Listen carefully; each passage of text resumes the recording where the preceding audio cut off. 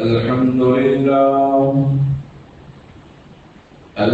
لله نحمده ونستعينه ونستغفره ونؤمن به ونتوكل عليه ونعوذ بالله من شرور أنفسنا ومن سيئات أعمالنا من يهده الله فلا مضل له ومن يضلله فلا هادي له ونشهد أن لا إله إلا الله وحده لا شريك له ونشهد أن سيدنا وحبيبنا ونبينا ومولانا محمدا عبده ورسوله اللهم صل على محمد في أول كلامنا اللهم صل على محمد في أوسط كلامنا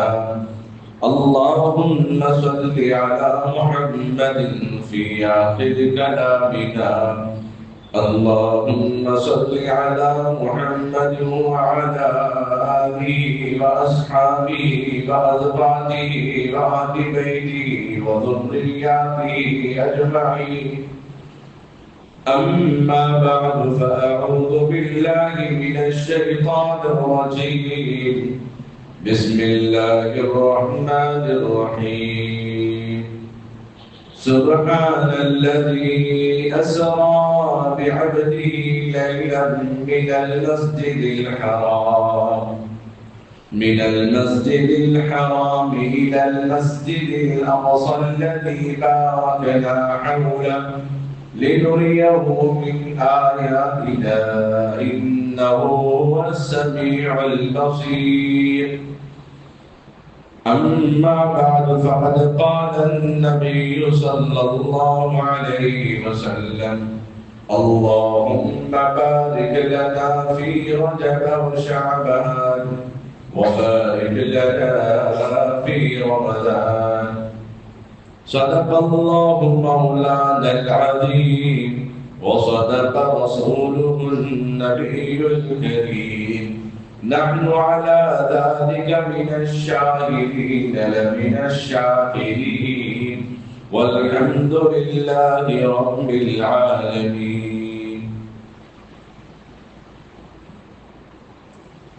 قابل قدر بزرگوں عزیز نوجوان ساتھیوں اللہ رب العزت کا بے انتہا فضل اور کرم اس کا احسان عظیم ہوا اللہ رب العزت نے مجھے اور آپ کو جمعہ کا مبارک موقع عطا فرمایا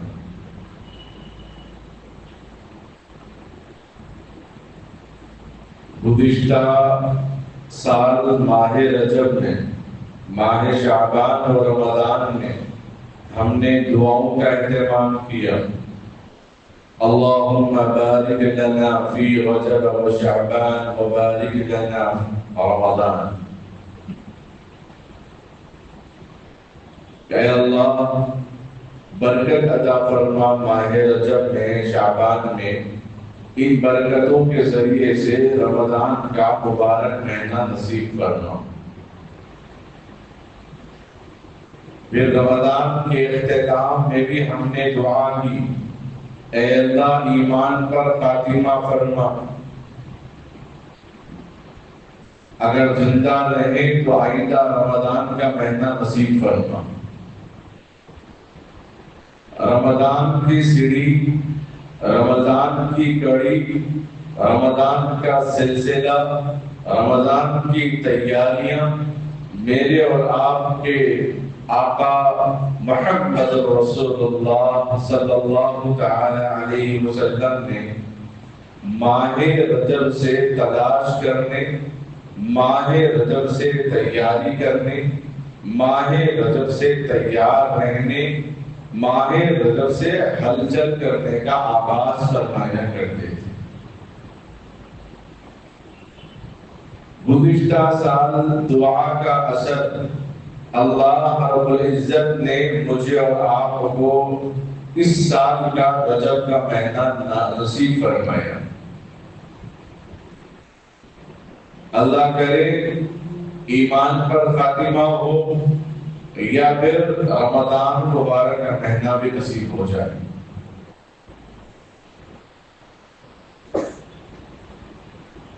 اللہ رب العزت کی انگنت نعمتیں ہم اور آپ استعمال کر رہے ہیں۔ جو چیزیں استعمال کر چکے ہیں وہ اس کی عدد ہمیں نہیں معلوم، اس کا شمار ہم اور آپ نہیں کر سکتے۔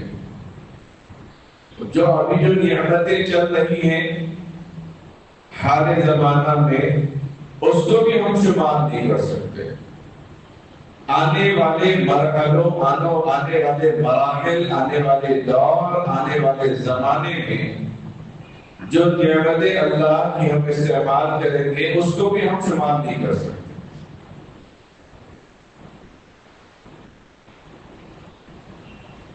ماں کے بدن مبارک سے لے کر بچپن، نوجوانی، اس عمر پر ہم اور آپ پہنچ چکے ہیں۔ اب تک اللہ کی بے شمار نعمتیں، انگنت نعمتیں، لامحدود نعمتیں، جس کو دنیا کی کوئی مشنریز یہ قید کر کے نہیں بتا سکتی، اندازہ بتا سکتے ہیں لیکن ہو بہو نہیں بتا سکتے کہ اب تک ہم کتنی مرتبہ سانس لیے، کتنی مرتبہ آنکھ کھول بند کر دیے، کتنی مرتبہ اپنی دانتوں کو چبانے کا استعمال کیے، کتنے الفاظ زبان سے نکالے، کتنے الفاظ کان سے سنے، کتنی میموری ہماری محفوظ ہے۔ بس اوقات ایسا ہوتا ہے شادی بیاہ دعوتوں کے موقع پر ہم تقریباً لوگوں کو بولتے ہیں کہ شام ہوتی یاد آتا ہے فلاں کو نہیں بولے، پھر صبح کو یاد آئے گا کہ ہمیں فلاں کو بھی بولنا ہے، پھر شام کو آئے گا کہ فلاں کو بولنا ہے، پھر نکاح کے دن یاد آئے گا فلاں تو نہیں بولے، چلو ولیمے میں بول دیں گے، پھر ولیمے کے دن یاد آتا ہے کہ فلاں صاحب کو ہم نہیں بولے، نکاح کے بعد ولیمے کے بعد یاد آتا ہے وہ تو ہمارے قریبی تھے ہم انہیں کو بھول گئے۔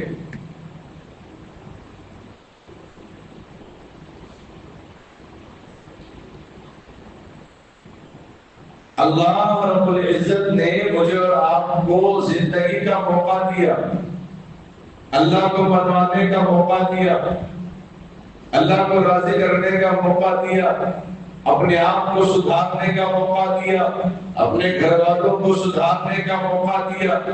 جو چیزیں ہم کسی کو امانت کے طور پر دیتے ہیں اس سے پوچھتے ہیں کہ میں نے تمہارے پاس فلاں امانت رکھی تھی، اس کا آپ نے کیا کیا؟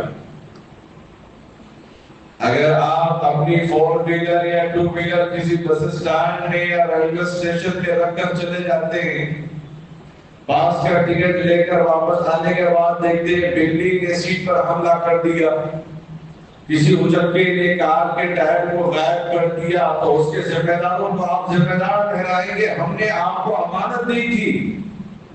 نہیں صاحب، وہ بلی آ گئی اسی طرح، ہمیں نہیں معلوم، جیسے ہم گاڑی یہاں پر رکھے تھے ویسے گاڑی ہمیں چاہیے۔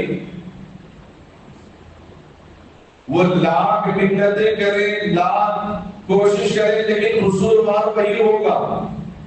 اس نے کاؤنٹر کھول رکھا کہ میں گاڑی کی حفاظت کیا کروں گا، گاڑی کے پیسے آپ کتنے گھنٹے کتنے ہوں گے، فیلنگ کتنے ہوں گے، اب آپ کو مجھے گیس سیل صحیح کروا کے دینا ہے، وہ آپ کی ذمہ داری ہے، اگر معاف کر دوں تو میرا بڑاپن ہے۔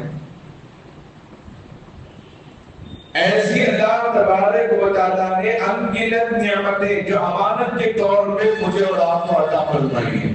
اِنَّا عَرَضْنَا الْأَمَانَةَ عَلَى السَّمَاوَاتِ وَالْأَرْضِ وَالْجِبَالِ فَأَبَيْنَ أَن يَحْمِلْنَهَا وَأَشْفَقْنَ مِنْهَا وَحَمَلَهَا الْإِنسَانُ۔ اللہ نے بھی انسان کو امانت دی ہے کلمے کی شکل میں، اللہ نے بھی انسان کو جوانی کی شکل میں امانت دی، مال کی شکل میں امانت دی، عقل کی شکل میں امانت دی، صحت کی شکل میں امانت دی، علم کی شکل میں امانت دی، فہم کی شکل میں امانت دی، فراست کی شکل میں امانت دی، دور اندیشی کی شکل میں امانت دی، حفاظت مسجد اور حفاظت مدرسہ، حفاظت امت سنبھالنے کی طاقت اور سکت اور استطاعت اور پاور اللہ تبارک و تعالیٰ نے دیا ہے۔ نہ پوچھے کہ میں نے تم کو فلاں فلاں امانت دی، تم نے کیا کیا؟ اور میں نے تم کو زندگی دی، وہ زندگی میں میں نے تمہیں اتنے جمعے دیے، اتنی مرتبہ تمہارے درمیان ماہ رجب کا مہینہ آیا، شعبان کا مہینہ آیا، رمضان کا مہینہ آیا، عید کے بڑے موقع آئے، روزے کے بڑے موقع آئے، عبادت کے بڑے موقع آئے، عبادت کی راتیں آئی۔ کیا تم نے اس امانت کو سنبھالا؟ کیا تم نے اس میرے پیغام کو اوروں تک پہنچایا؟ اللہ رب العزت سوال فرمائیں گے کہ ایسا نہ ہو کہ اللہ سوال کرے اور ہمارے پاس جواب نہ ہو۔ اس سے پہلے مجھے اور آپ کو ماہ رجب کے اندر مہینے میں وہ اعمال کرنا ہے جو آقا سرور کونین صلی اللہ علیہ وسلم نے عمل کر کے امت کو بتا دیا۔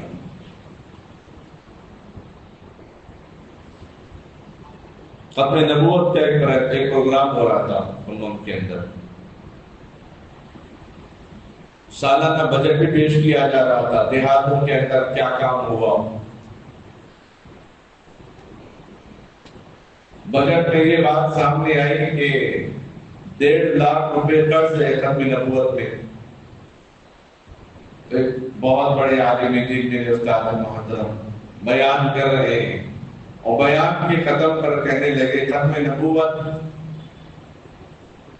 پر کام کرنا، ختم نبوت پر شریک ہونا، ختم نبوت کی تائید کرنا، آخری نبی ہونے پر یقین رکھنا، یہ بہت بڑا کمال ایمان کا درجہ ہے۔ ختم نبوت کے سلسلے میں اپنی جان، اپنے مال، اپنا تن من دھن، اور میں سے ایک قطرہ بھی، ایک آنا بھی قربان کرنا، یہ بہت بڑی قربانی ہے۔ ختم نبوت کے نام پر کوئی ایک دین بھی اگر عبارت قائم کر دے تو اللہ رب العزت کسی عمل کی مغفرت کرے یا نہ کرے سوائے قرض کے، لیکن ختم نبوت کے عمل کو دیکھ کر اللہ اس کو معاف کر دیں گے۔ یہ کہہ کر انہوں نے اپنے جیب سے کچھ رقم 2000 روپے نکالی ہے میرے طرف سے ختم نبوت کے لیے، جو قرضہ ہے وہ بھی ادا ہو جائے، یہ جس میں چاہے وہ لوگ استعمال کریں۔ اس کے بعد لوگوں کے سامنے بھی اعلان کیا کہ آپ لوگ بھی جو ہے اپنا مالی تعاون پیش کیجیے۔ جیسے مولانا نے سب کے سامنے اپنے جیب سے جیسے رقم نکالی، اس وقت 2000 کی نوٹ چل رہے تھے، 2000 کی نوٹ نکالی اور ادا کر دیا سب کے سامنے۔ مجمع میں تقریباً 1,80,000 روپے نقد رقم جمع ہو گئی اور 2 لاکھ روپے قرض کے طور پہ لوگ لکھا دیے کہ ہم انشاءاللہ آفس میں جمع کر دیں۔ عملی میدان میں اتر کر لوگوں کو دعوت دینے کا فائدہ کچھ اور ہوتا ہے، لفاظی تقریر کر کے اپنے میدان میں چلے جانے کا فائدہ کچھ اور ہوتا ہے۔ آدمی عمل کر کے لوگوں کو پیغام دے تو اس کا فائدہ بہت زیادہ ہوتا ہے۔ تو اللہ کے نبی صلی اللہ علیہ وسلم کی 63 سالہ زندگی میں کوئی حکم ایسا نہیں ہے جو صرف آپ نے امت کو کرنے کی ترغیب دی ہو اور خود عمل نہ کیا ہو، کوئی عمل ایسا نہیں۔ جو مہینہ آیا آپ نے عمل کر کے امت کو بتا دیا اس طریقے سے یہ مہینہ گزارنا ہے۔ جو عید کا موقع آیا اللہ کے نبی علیہ السلام نے عمل کر کے بتا دیا اس طریقے سے عمل کرنا ہے۔ حج ہوا تو حج کر کے بتا دیا امت کو حج کا یہ طریقہ ہے، عمرہ ہوا تو عمرہ کر کے بتا دیا عمرہ کا یہ طریقہ ہے، مہمان آئے تو خود بنفس نفیس خدمت کر کے امت کو بتا دیا یہ مہمان نوازی کا طریقہ ہے۔ مسافر ہے جو سفر میں آداب کیا ہے آپ نے آداب بجا لائے اس کے بعد امت کو بتا دیا یہ ادب کا طریقہ ہے۔ آپ سرکار دو جہاں ہونے کے باوجود، رحمت للعالمین ہونے کے باوجود، خاتم النبیین ہونے کے باوجود، خاتم المرسلین ہونے کے باوجود، خاتم الانبیاء ہونے کے باوجود، امام الانبیاء ہونے کے باوجود کوئی سردار کا قافلہ آتا، کوئی سردار آپ سے ملاقات کرنے کے لیے آتا تو آپ اپنی مجلس سے کھڑے ہو جاتے، اس سے مصافحہ اور معانقہ کر کے ان کا استقبال کرتے. یہ نہیں کہ بیٹھے بیٹھے ایسے ہاتھ ملا دیے، جس سے سارا قبیلہ متاثر ہو جاتا. تو کوئی پہلو ایسا نہیں جو اللہ کے نبی صلی اللہ علیہ وسلم نے کسی امت کو تعلیم دیا اور عمل نہ کیا ہو. تو ماہ رجب میں اللہ کے نبی صلی اللہ علیہ وسلم نے کیا کیا؟ کیا ماہ رجب کو اللہ کے نبی صلی اللہ علیہ وسلم نے منحوس کہا؟ نعوذ باللہ. ماہ رجب تو یہ برکت والے مہینے ہیں، اشہر حرم کے اندر داخل ہے. ان عدت الشہور عند اللہ کے اللہ کے یہاں بڑے مقرر مہینے مانے جاتے ہیں. ان مہینوں میں لوگ اور محرم کے مہینے میں لوگ شادی بیاہ نہیں کرتے. حال ہی کے اندر ایک پروگرام ہوا تھا، ایک ولیمے میں شرکت ہوئی. کئی بھی لوگ تھے تو کچھ دیر زیادہ بیٹھنا رہا ذمہ داری رہنے کی وجہ سے. اس کے بعد وہ سارے سامان جو ہے بالائی حصے میں لے کر جا رہے تھے، چولہے کے فلاں فلاں. میں نے کہا شادی خانوں کا سلسلہ تو لگاتار سلسلہ لگا ہوا رہتا ہے، آپ چولہے کے اسٹینڈ وغیرہ ٹیبلز وغیرہ کیوں نہیں لاتے ہیں؟ کہہ رہے ہیں کہ رجب کے مہینے میں دعوتیں نہیں ہوتی ہمارے پاس، شادی بیاہ نہیں ہوتے. اس کے بعد ایک مہینے کے بعد ہے، اس لیے ہم اس کو اٹھا رہے ہیں. کتنی شرمندگی کی بات ہے. ہر مہینہ اللہ کا بنایا ہوا، ہر دن اللہ کا بنایا ہوا. اگر اللہ کہہ دے کہ ہاں میں منگل کے دن سانس نہیں دوں گا تم لوگوں کو، آکسیجن اپنا خود سلنڈر لگا لینا، کیونکہ منحوس دن ہے اس لیے میری طرف سے سانسیں نہیں ملے گی، میری طرف سے سورج نہیں نکلے گا، میری طرف سے پانی کے چشمے نہیں آئیں گے، میری طرف سے راستے بند ہوں گے، زمین کو ہموار نہیں رکھیں گے ہم، تو وہ کیا عالم ہوگا. اللہ نے کسی دن کو، کسی گھنٹے کو، کسی مہینے کو منحوس نہیں بنایا. اگر کوئی کہتے ہیں کہ فلاں مہینہ منحوس ہے تو گویا خدا کی تخلیق میں، خدا کی کاریگری میں عیب لگانے والا ہے. اللہ بنایا اس کے اندر عیب ہے.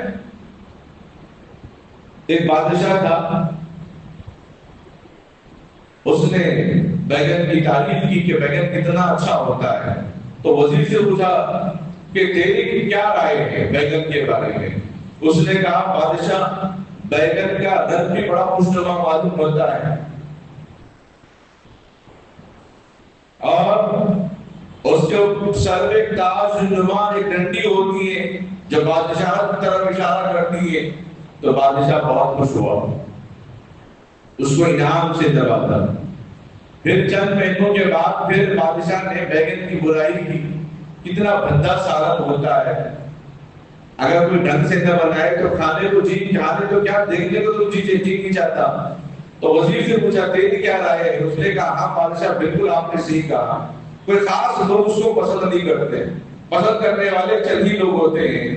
تو بادشاہ نے کہا، اس کو یاد آئی جب میں نے بیگن کی تعریف کی تو تو نے بھی اس کی تعریف کی، اب میں برائی کر رہا ہوں تو بھی برائی کر رہا ہے. اس نے کہا بادشاہ میں بیگن کا تابع نہیں ہوں، میں تو آپ کا تابع ہوں. آپ جو پسند کریں گے ہم اس کو پسند کریں گے، آپ جس کو نہیں پسند کرتے ہم بھی اس کو نہیں پسند کرتے. بادشاہ خوش ہوا، پھر اس کو انعام سے نوازا. تو ہم بھی اور منگل اور جنگل، رجب اور محرم کے تابع نہیں ہیں، ہم اللہ کے حکم کے تابع ہیں، اللہ کے فرمان کے تابع ہیں. یہ منگل، یہ جنگل، یہ رجب اور یہ محرم بھی اللہ کا بنایا ہوا ہے، اور اللہ کی بنائی ہوئی تخلیق میں ہم عیب نہیں لگا سکتے. اللہ کے بنائے ہوئے دنوں میں ہم عیب نکال نہیں سکتے. اس کی قسمت، اس کی تقدیر اور اس کے مقدر کی بات ہے. جو کچھ ہوتا ہے اس کے مقدر سے فیصلے ہوتے ہیں. غلامی میں ناکام آتی ہے نہ شمشیریں نہ زنجیریں، غلامی میں ناکام آتی ہے نہ شمشیریں نہ زنجیریں، جو ہو ذوق یقین پیدا تو کر جاتی ہے زنجیریں. کوئی اندازہ کر سکتا ہے اس روز بازو کا، نگاہ برد مومن سے بدل جاتی ہے تقدیر. کامل یقین رب الجلال والاکرام پہ ہوتا ہے تو کوئی دن، کوئی رات، کوئی وقت کسی کے لیے مدروس نہیں۔ نہ اللہ نے ایسی چیز کو دنیا کے اندر پیدا نہیں فرمایا جس کے اندر نحوست ٹوٹ کر بھری ہوئی ہو۔ یہ شیطان کا دھوکہ ہے، یہ جہالہ کا دھوکہ ہے، یہ عیسائیوں کا دھوکہ ہے، یہ یہودیوں کے طریقت ہے، یہ یہودیوں کی ایجاد کردہ ہے جو امت مسلمہ کو اپنے صحیح نہج سے ہٹانے کی کوشش میں لگے ہوئے ہیں، جو امت مسلمہ کو اپنے صحیح طریقے ہٹانے کے لیے نقلیں حدیثیں غیر معروف، نقلیں حدیثیں من گڑت اور موضوع حدیثیں انٹرنیٹ پہ ڈال کر لوگوں کو عام کر رہے ہیں۔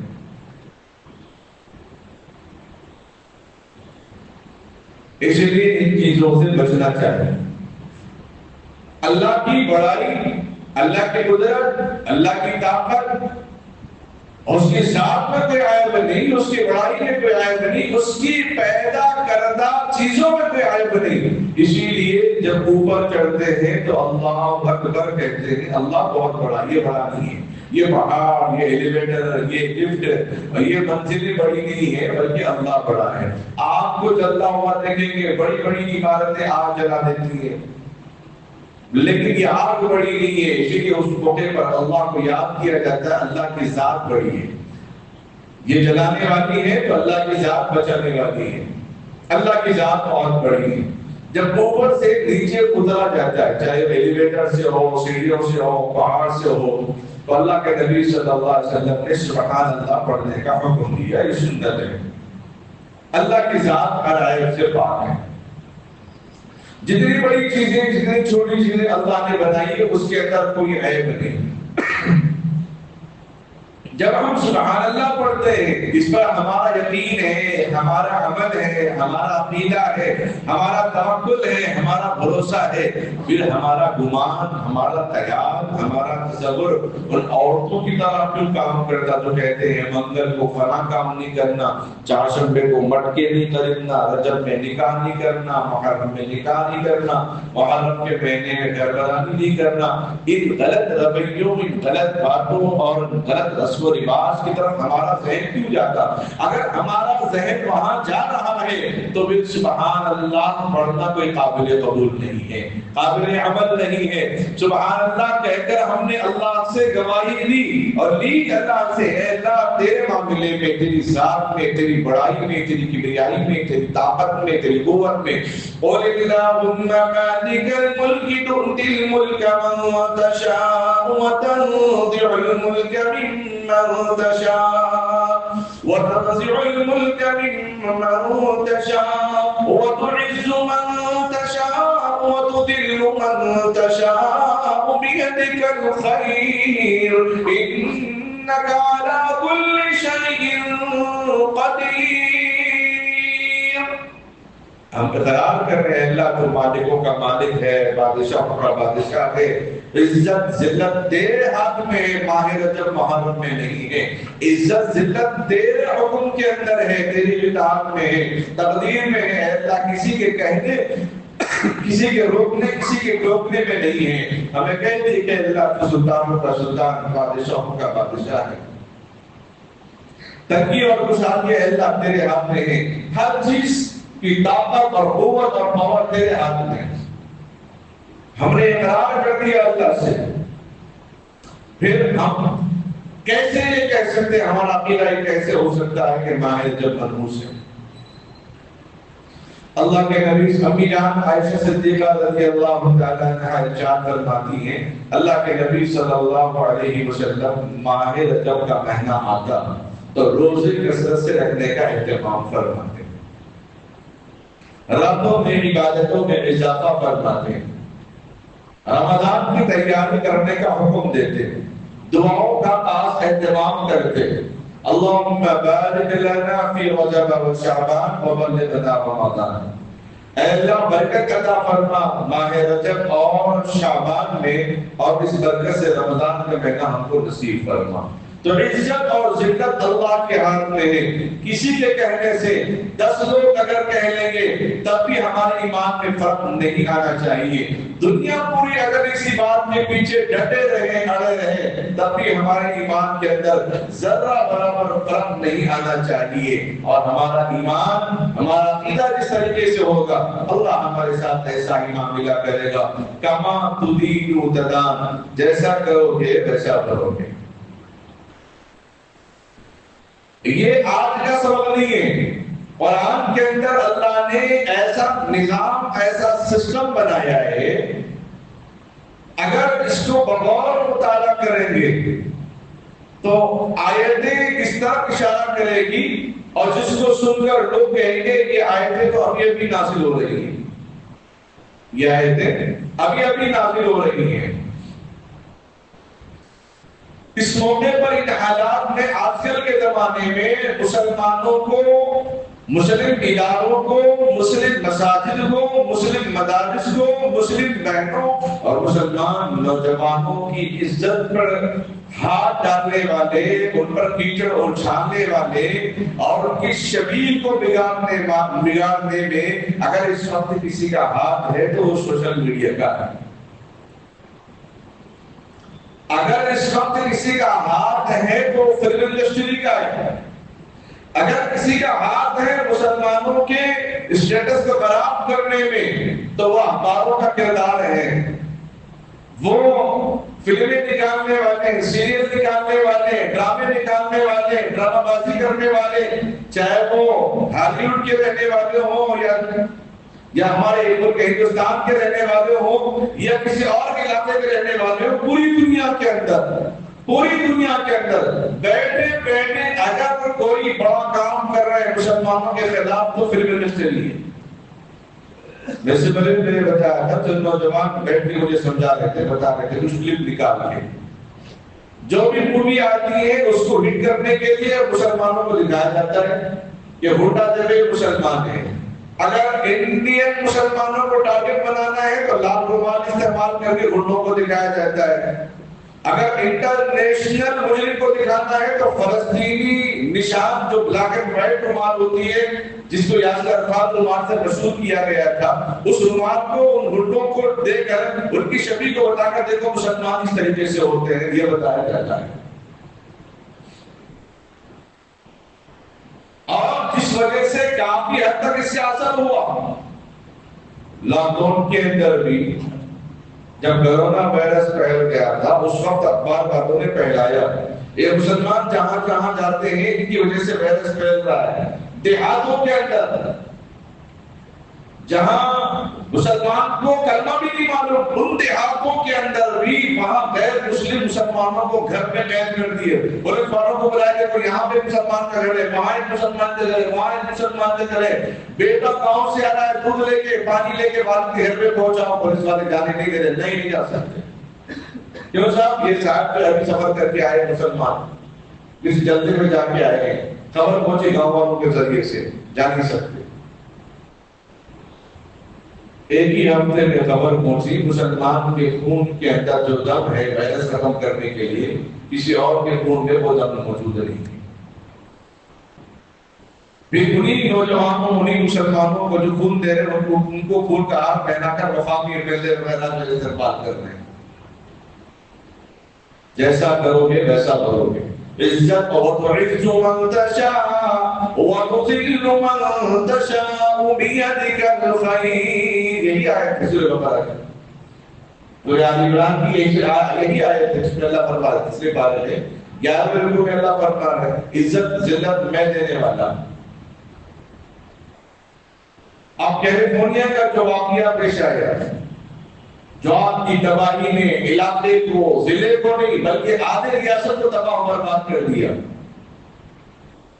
وہ ان کی آدھی ریاست قریب غزہ کا پورا علاقہ. وَالسَّمَاءِ ذَاتِ الْبُرُوجِ وَالْيَوْمِ الْمَوْعُودِ وَشَاهِدٍ وَمَشْهُودٍ قُتِلَ أَصْحَابُ الْأُخْدُودِ النَّارِ ذَاتِ الْوَقُودِ إِذْ هُمْ عَلَيْهَا قُعُودٌ وَهُمْ يفعلون بالمؤمنين شهود. جہنم کا اللہ نے اس میں ذکر کیا، اور بادشاہ کا جو عیسائی زمانے کا واقعہ ہے، وقت کی بھی تنگامتی ہے، اس زمانے کے واقعے کو اللہ نے سورہ بروج میں ذکر کیا. پہلے ستارے سائنس کو ذکر کیا، پھر آگے جو بتانا مجھے وہی مدت میں بیان ہوگا. اور اس زمانے کے جو عیسائی بادشاہ تھا، عیسیٰ علیہ السلام کے زمانے کا جو بادشاہ تھا، اس وقت وہ اپنے کاہن کے ذریعے حکومت چلاتا تھا. کاہن جب بوڑھا ہونے لگا، اس نے کہا ایک ذہین بچے کو لے آؤ تاکہ یہ نجومی علم، یہ کاہن کا علم، یہ جادوگری کا علم بچے کو آتا ہے، اور بچہ میرا غلام بن کے بنا رہے تاکہ میرے حکومتی نظام چلانے میں آسانی ہو. اور بچے کو لایا گیا. وہ بچہ روزانہ کاہن کے پاس آتا، جادوئی علم سیکھتا، نجومی علم سیکھتا تھا. راستے میں ایک عیسائی بوڑھا ملا. اس نے کہا بیٹا میں عیسیٰ علیہ السلام کا ماننے والا ہوں، میرے پاس انجیل کی تعلیم ہے، تم میرے پاس کچھ دیر بیٹھ جاؤ، میں تم سے کوئی معاوضہ نہیں چاہتا، میں چاہتا ہوں کہ میں مرنے سے پہلے اس کتاب کی تعلیم تمہیں دے دوں. اور بچہ وہاں بھی بیٹھتا، اس کے بعد بھی وہاں جاتا. اب بچہ بھی کشمکش میں تھا کہ تعلیم یہ صحیح کہ وہ صحیح ہے، لیکن یہاں پڑھنا اچھا معلوم ہوتا تھا. ایک مرتبہ راستے میں ایک شیر آ گیا تھا، جس گاؤں سے جس گلی سے گزر رہا تھا. تو لوگ دوڑ رہے تھے، جان بچا رہے تھے. بچے نے سوچا میں ایک کنکر اٹھاؤں، ایک کنکر اٹھا کے بسم اللہ کہہ کے ماروں گا. اگر میرے بسم اللہ سے شیر مر گیا تو میں سمجھوں گا کہ عیسائی راہب کا دین سچا ہے. اگر شیر نہیں مرے گا تو پھر میں سمجھوں گا وہ جادوئی علم سکھانے والا جو بادشاہ کے پاس بیٹھا ہے اس کا علم صحیح ہے. اس نے بسم اللہ کہہ کر کنکر ماری. اللہ کو منظور یہی ہوا کہ وہ شیر مر گیا.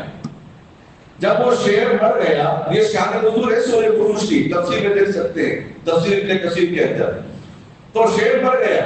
جب وہ شیر مر گیا تو بہت سارے لوگ بچوں کے، اس بچے کے، چھوٹے چھوٹے معصوم بچے کے ہاتھ چومنے لگے. اور ایک نابینا آیا کہنے لگا کہ بیٹا میری آنکھیں نہیں ہیں، میری آنکھیں دلا دے. کیونکہ عیسیٰ علیہ السلام کا دور سب وہ معجزہ چل رہا تھا، کوڑ بیماری کو دور کرنا، لنگڑے کو صحیح کرنا. تو بچے نے کہا میرے ہاتھ میں کچھ بھی نہیں ہے، میرے اللہ کے ہاتھ میں ہے. بسم اللہ کہہ کر اس نے آنکھ میں ہاتھ پھیرا، اس کی آنکھیں لوٹ آ گئی. تو بہت سارے لوگ اسلام قبول کر لیے عیسیٰ علیہ السلام کا، کیونکہ اس وقت عیسیٰ علیہ السلام کا دور تھا، ان کی نبوت کا دور تھا. اب یہ روزانہ دیر سے آ رہا ہے، کیونکہ یقین ہوگا یہ تعلیم اصل ہے عیسیٰ علیہ السلام کی.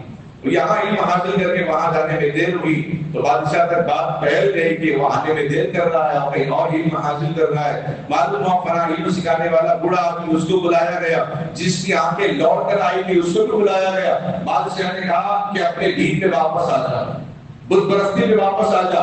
وہ لوگ کیسے آئیں گے؟ وہ تو عین یقین ایمان لانے والے ہیں، اپنی آنکھوں سے دیکھ کر ایمان لے آئے. ہے ایمان ہے پہلے سے ہی، لیکن آنکھوں سے کا ایمان بھی بن گیا.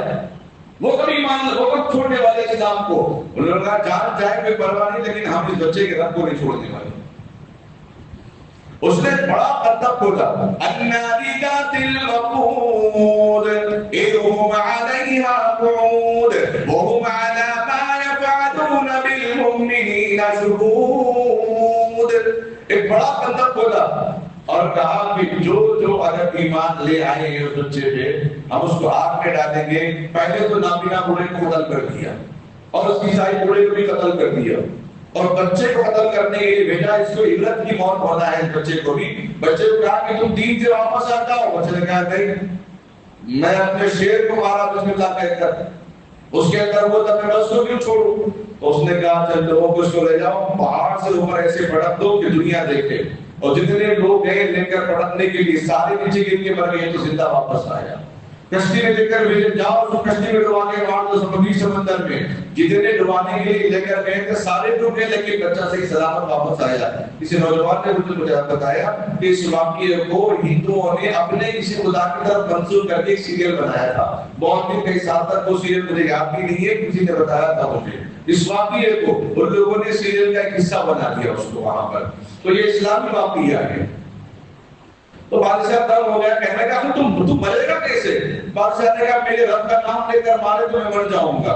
اس نے کہا اچھا ٹھیک ہے، تاریخ طے کر دی، فلاں دن میں بچے کو مارنے والا ہوں۔ جب بادشاہوں کا کوئی فنکشن کوئی فرمان ہوتا ہے تو بڑا مجمع جمع ہوتا ہے، دیکھنے کا نظارہ ہوتا ہے۔ اب کئی بولے بڑا اجتماع ہونے والا ہے، بڑا جلسہ ہونے والا ہے، تو شرکت کرنے والے کم ہوتے ہیں، دیکھنے والے زیادہ ہوتے ہیں۔ کچھ شاپنگ کرنے کے لیے بھی آتے ہیں، اچھی اچھی چیزیں ملتی دیکھ لیں گے، مجمع دیکھ لیں گے، ملا کر مجمع تو نہیں دیکھیں گے، یہاں دیکھ لیں گے، وہ نکل جاتے ہیں۔ تو بادشاہ کے کیا وہ حکام کا نظارہ دیکھنے کے لیے بہت سارے لوگ آ گئے، اور بادشاہ نے کہا بچے سے پوچھا تمہیں کیسے مارنا ہے، تو کیسے مرے گا؟ اس نے کہا میرے رب کا نام لے کے مار دو میں مر جاؤں گا۔ اس نے تیر کا نشان لگایا اور کہا اس بچے کے رب کا نام لے کر میں تجھے مارتا ہوں۔ تیر چھوڑا اور بچہ وہیں پر مر گیا، لیکن مرا تو مرا، لیکن سب کو زندہ کر دیا، اور سب لوگ کہنے لگے ہم اس بچے کے رب پر ایمان لے رہے ہیں۔ اور مجمع تقریباً لوگ جو اسلام قبول کر لیے۔ وہ عیسیٰ علیہ السلام کے زمانے کا واقعہ، حضرت عمر رضی اللہ تعالیٰ جب خلیفہ بنے، اس زمانے میں قبر کھودی گئی تو ایک تر و تازہ میت جنازہ نکلا، چھوٹا بچہ، کفن بھی تازہ ہے، خون بھی تازہ رس رہا ہے۔ تحقیق کی اس بات کو تو معلوم یہ ہوا، تاریخ میں لکھا ہوا ہے کہ یہ وہی بچہ ہے جو عیسیٰ علیہ السلام کے نبوت کے زمانے میں جس بادشاہ نے اس کو مار دیا تھا۔ آج بھی کیوں؟ وَلَا تَقُولُوا لِمَن يُقْتَلُ فِي سَبِيلِ اللَّهِ أَمْوَاتٌ بَلْ أَحْيَاءٌ وَلَٰكِن لَّا تَشْعُرُونَ۔ جو لوگ اللہ کی راہ میں مارے گئے انہیں مردہ مت کہو، وہ تو زندہ ہے۔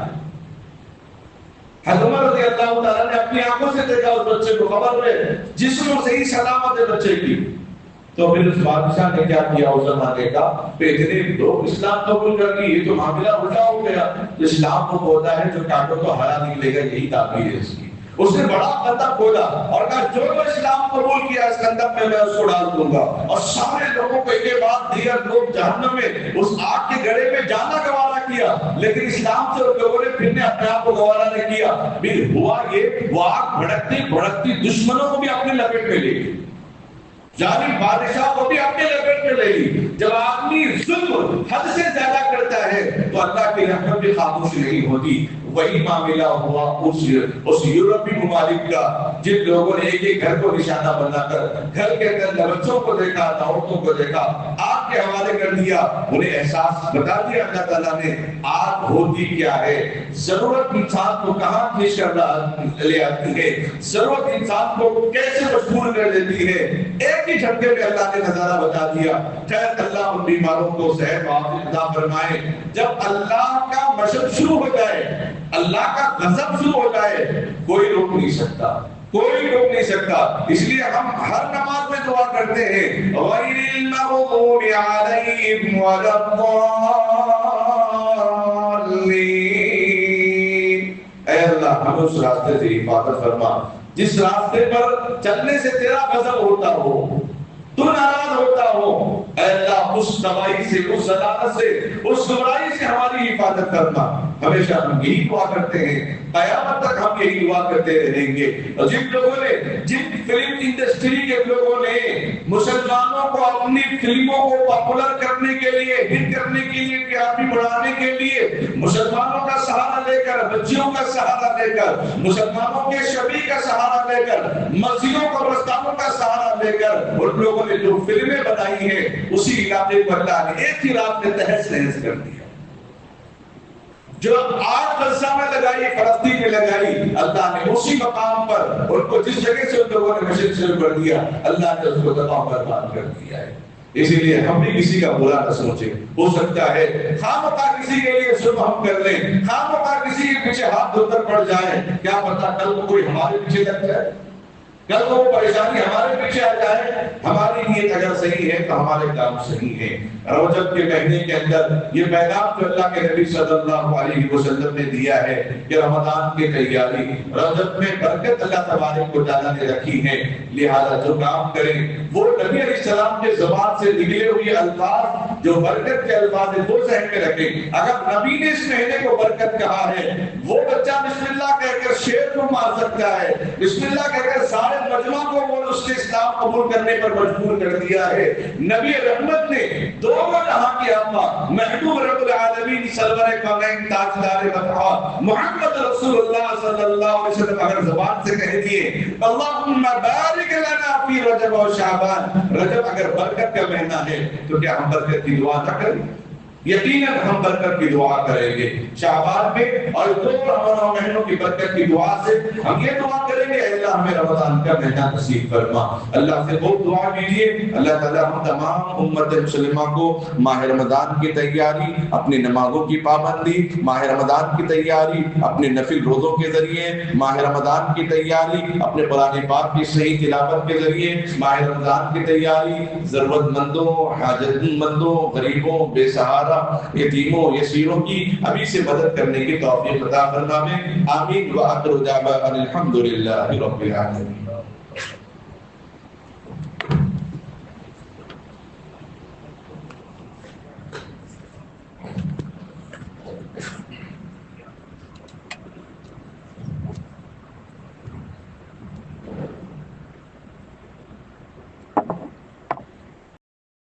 رجب کی طرف سے ماہ رجب کی طرف دو باتوں کی طرف آپ حضرات کے سامنے بات رکھیں کہ وقت کی تنظامانی تھی، اور اس موقع کے محل سے بھی جو مہینہ اور جو چھٹیاں گزر رہی ہیں اس سلسلے میں دو باتیں آپ حضرات کے سامنے۔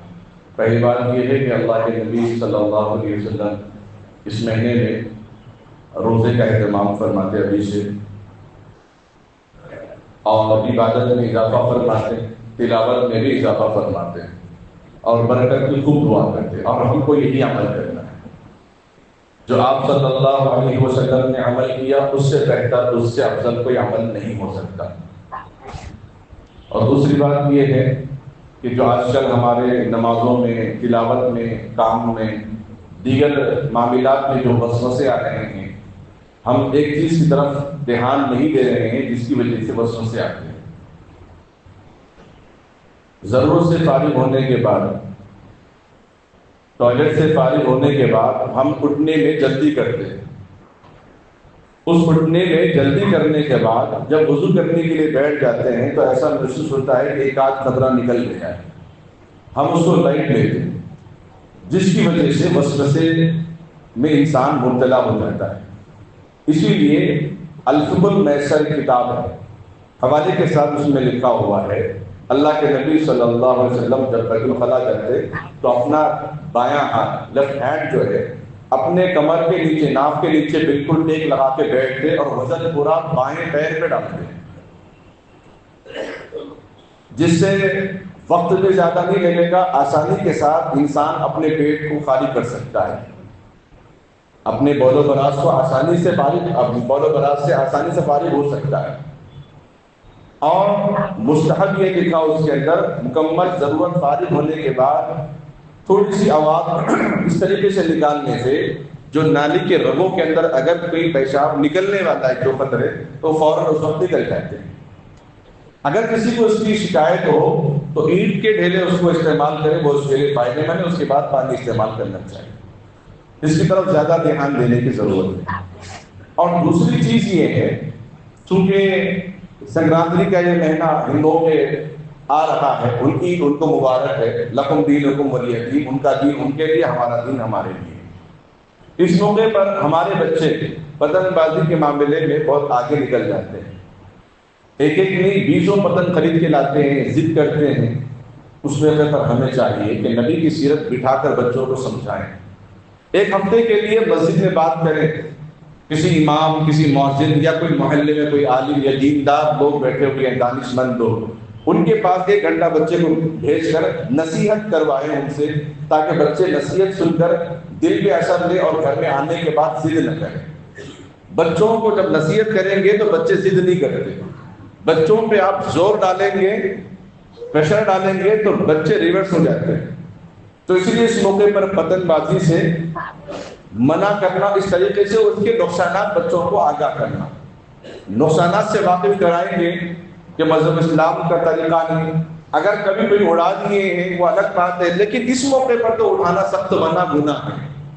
کسی اور کے تہوار پر، کسی اور کے خوشی میں ہماری خوشی میں شامل ہونا گویا ہم نے بھی عید منائی. تو اسی لیے اب پتہ نہیں بڑے بھی اس کے اندر ملوث ہیں، یہ بات کہاں تک ان کو نصیحت کر جائے گی، کیونکہ قیامت کی ایک نشانی ہے. قیامت کی نشانیاں دیکھتے ہوئے بھی ان کے دلوں پر اثر نہیں ہوگا.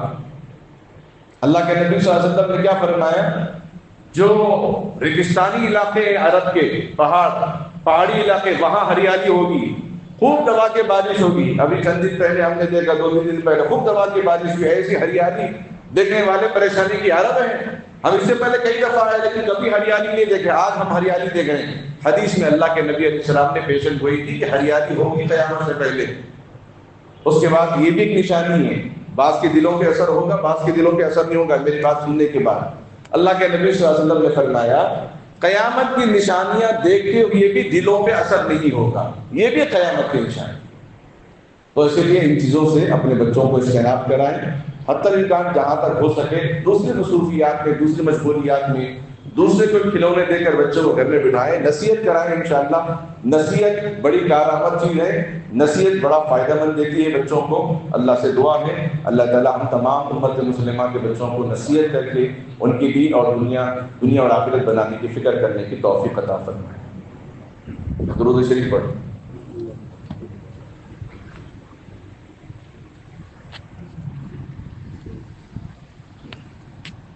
اللهم صل على محمد وعلى آل محمد وبارك وسلم.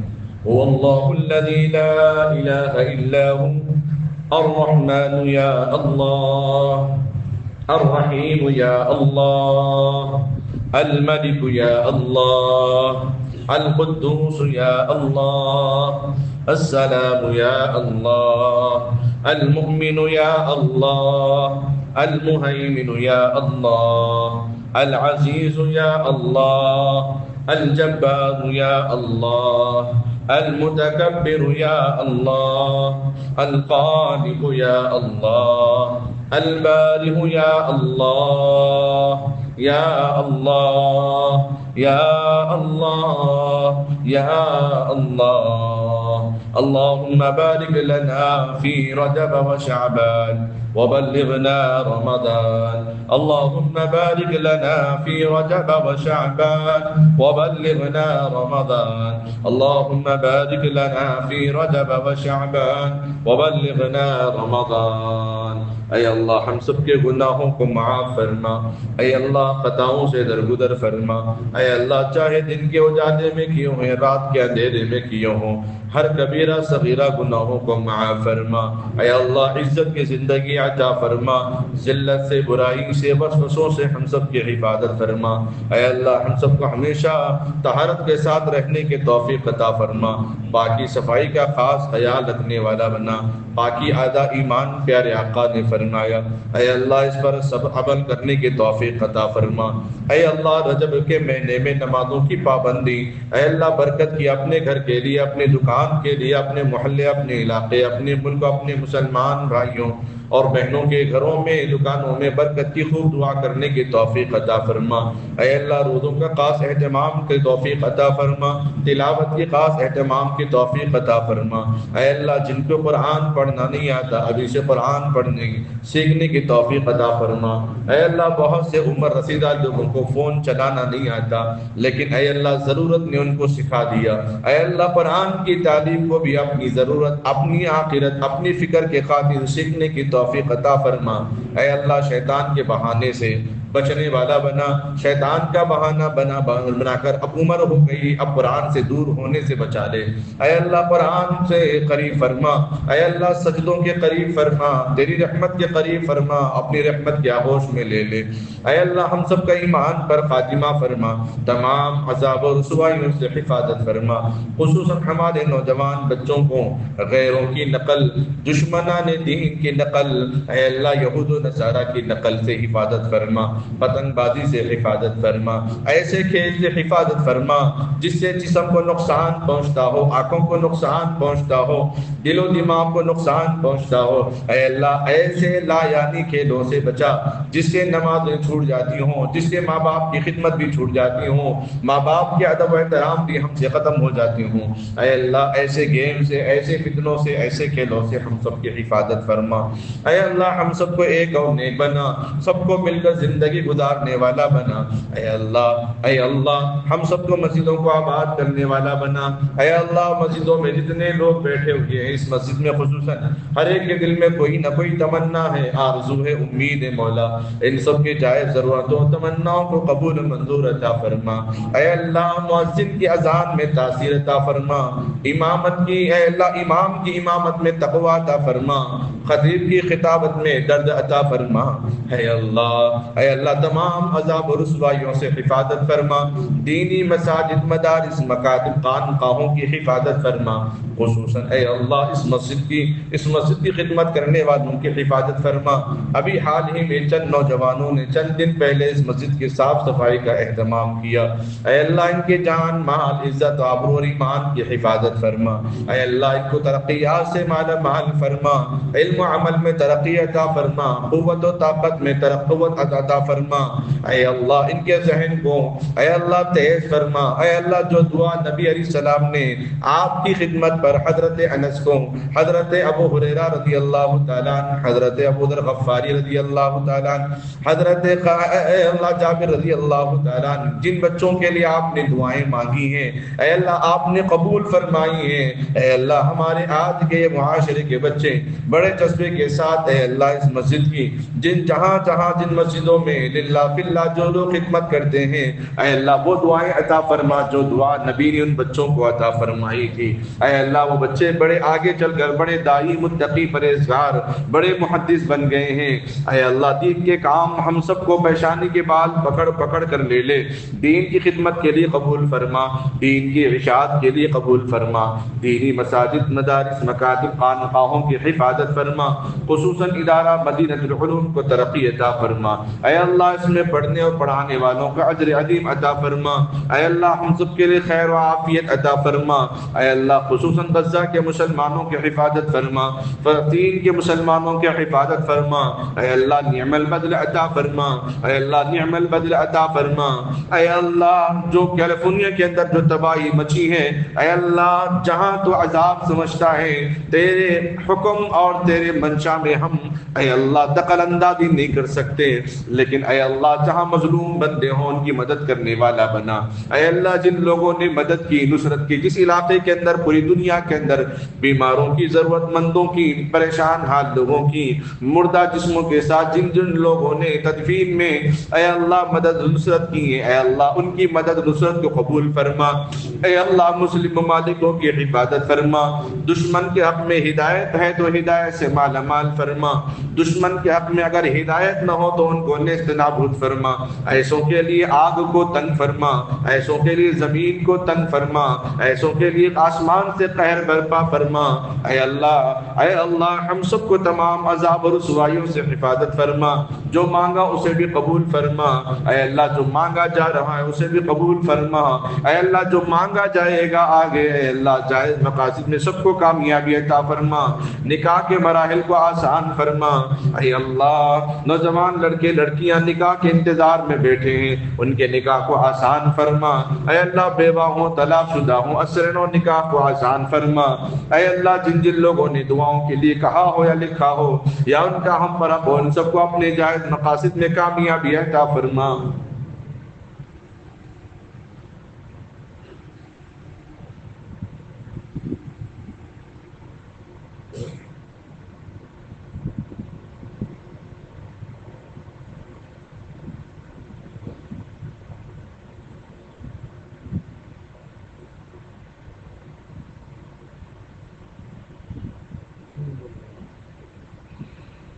اے اللہ ہم سب کو موسم کی شدت اور نقصان سے ہر بلا سے حفاظت فرما۔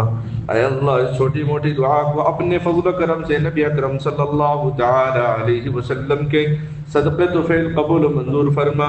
وصلی اللہ تعالی علی خیر خلقہ محمد وعلی آلہ واصحابہ وازواجہ واہل بیتہ اجمعین برحمتک یا ارحم الراحمین والحمد للہ رب العالمین.